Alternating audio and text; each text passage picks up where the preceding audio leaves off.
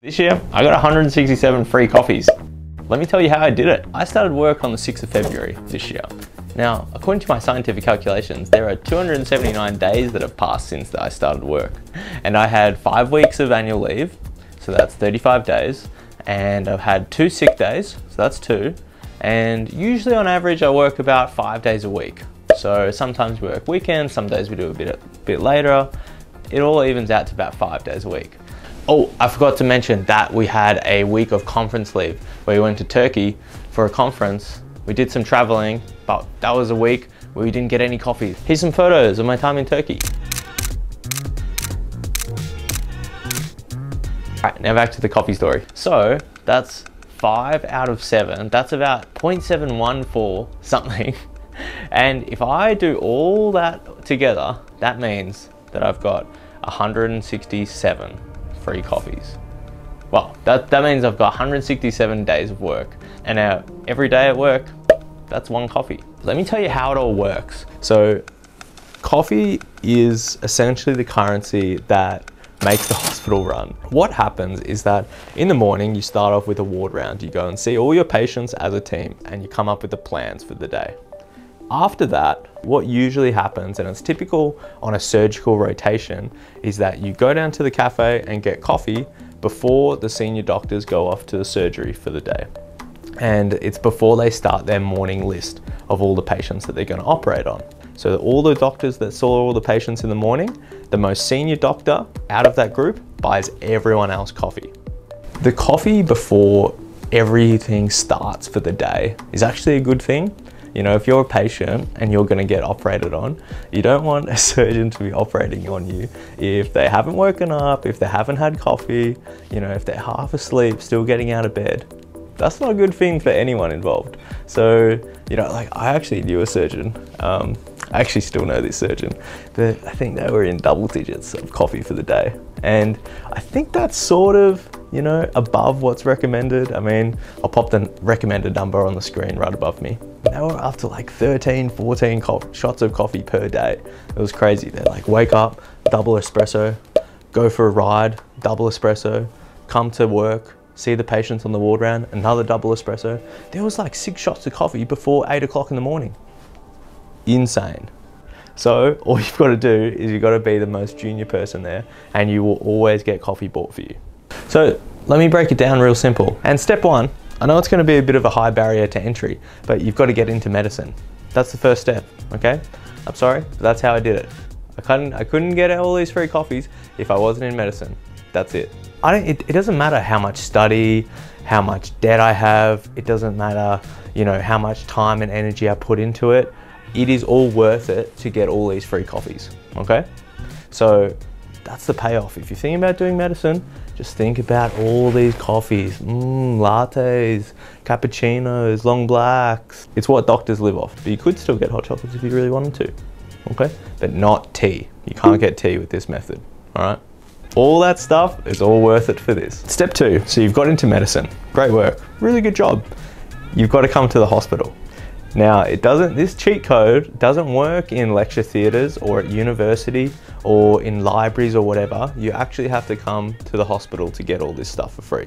So the first time you get in the hospital as a medical student on your clinical rotations, this is where you can start using this cheat code. And once you're at the hospital, the best thing to do is you need to hang out with older mates. You need to find people who are more senior than you, who are older than you, who are more experienced. And if you're in the hospital as a medical student, that's essentially everyone. Any person with a uniform on or a name badge that you look at as a medical student in the hospital, they're going to be eligible candidates for your method to get free coffees. All the other med students, avoid. Avoid people on your same level, okay? Excuse me.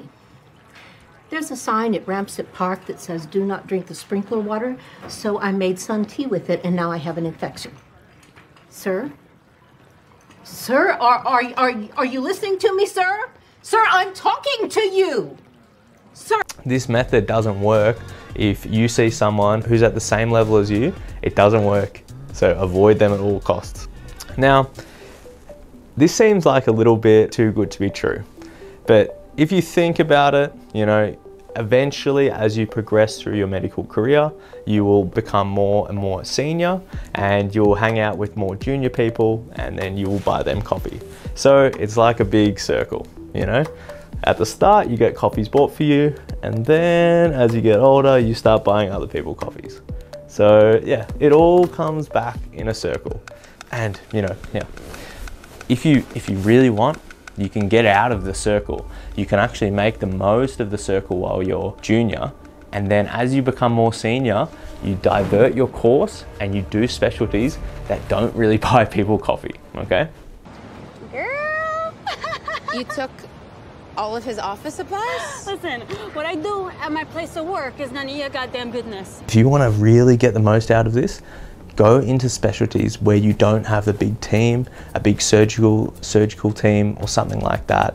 You need to have not a lot of patients on the ward, essentially be out of the hospital system altogether, and then you avoid paying it back in the end. Not saying that's the goal, but I'm saying if you want to make the most out of all these free coffees, then that's the way to do it. The most amount of coffees I got bought was on my surgical rotations, and then the next was probably the medical rotations, and then the last ones was sort of like the critical care rotations, like your ED, your emergency department terms, or your ICU terms, etc. But it is actually quite a good thing to do, because like the whole point of coffee is that it, like, you know, you invest in your team. So you invest in your junior doctors, and it's called the pay forward method, essentially. And what that means is that you invest in the junior doctors by buying them coffee, because they do all the admin tasks, they do all that paperwork and all the boring stuff, while you get to do all the cool stuff, like all the operating, making clinical decisions, do all the procedures. And you know that when you were young, you used to do all that stuff. So it's essentially, you know, the way the medical circle works. I'm interested in surgery, so I'm gonna have to pay back all those coffees, but I actually think it's a good thing, because coffee is a way for you to get to know people as well. So I always thought that before you start all the jobs and everything for the day, you actually get to sit down with your team, connect, bond, and actually just, you know, get to know them as a person. A lot of the stuff in medicine is just doing a lot of procedures, learning stuff, doing exams, and focusing on all the technical stuff. But at the end of the day, you want to work with a nice person who you get on with. And that's the main thing that coffee gives you the opportunity for. You just get to know the person who you're working with. And at the end of the day, those are the people that make the best doctors. The people that you like, get on with, and that actually listen to you and see what you have to say. So there's lots of benefits to the coffee system. Investing in your team, getting to know people. But yeah, the way the coffee works, though, like if we drew a graph, like on the y-axis is all the coffees that you get bought, and on the x-axis is time. And it starts off at the top and it just keeps going down. Because as a consultant, there's not too many people that buy you coffee. When you first start out as a medical student, everybody is buying you coffee. Even the first year doctors are buying you coffee. They're only like marginally more senior than you. If anything, they're just keeping their head above water. And then as a first year doctor, you might buy a medical student a coffee. And I actually think when I was a first year doctor, when I bought a medical student a coffee for the first time, that was like the moment where I was like, oh, I'm a doctor now. Because you actually associate buying coffee with leveling up and becoming more and more senior. So it's actually a funny way of how it all works. That's the cheat code. That's how I got all those free coffees for the year. But each year it'll probably become less and less and less, which is a good thing because it means you're leveling up. Let me know if you do this in other different workplaces, because I actually think it's one of the best things that contributes to the culture and like overall like strength of the team. And if you buy someone coffees, then they're more likely to do all your boring paperwork for you. So yeah, I don't know, I did. I still do for people. So yeah, it's a good motivating factor. Bye.